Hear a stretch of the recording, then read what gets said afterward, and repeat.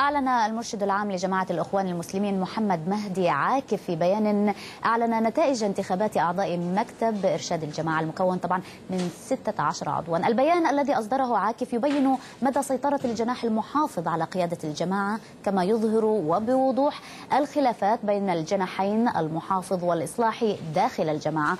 التفاصيل مع رندا أبو العازي.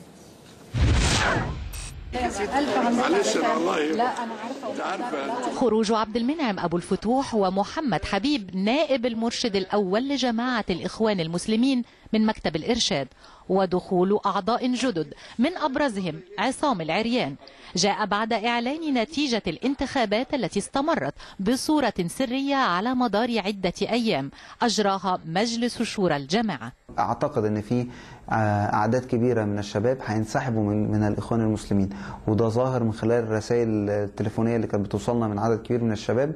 بيقولوا في رسائلهم النهاردة بعد النتيجة لا ثقة ولا بيعة للانقلابيين في مكتب الإرشاد، ومضينها باسم شباب الإخوان المسلمين على منهج حسن البنا، في إشارة أن التيار الذي انتصر هو التيار القطبي المتشدد الذي لا يعبر عن أفكار حسن البنا الوسطية. هذه الانتخابات شهدت جدلا وانقساما كبيرين داخل قيادات الإخوان، أو بين تيارين محافظ بقيادة محمود عزت الأمين العام للجماعة، وتيار يوصف بأنه معتدل يضم محمد حبيب وعبد المنعم أبو الفتوح.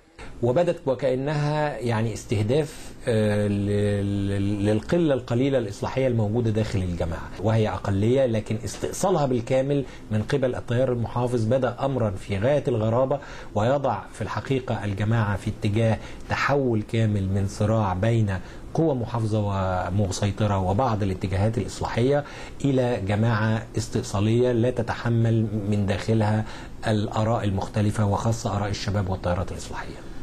الإخوان التزموا الصمت إعلاميا بعد صدور تعليمات من مرشدهم العام مهدي عاكف، الذي اكتفى من جانبه ببيان على الموقع الرسمي للإخوان يعلن فيه أسماء أعضاء مكتب الإرشاد، وتحدث فيه عن المعاناة بسبب تضارب التصريحات الإعلامية. أن يتم انتخاب المكتب الآن. تشكيلة مكتب الإرشاد الجديد وتزايد فرص حصول دكتور محمد بديع على منصب المرشد العام الثامن للجماعة يرجحان كفة التيار المحافظ داخل الجماعة المحظورة في مقابل إقصاء التيار المعتدل.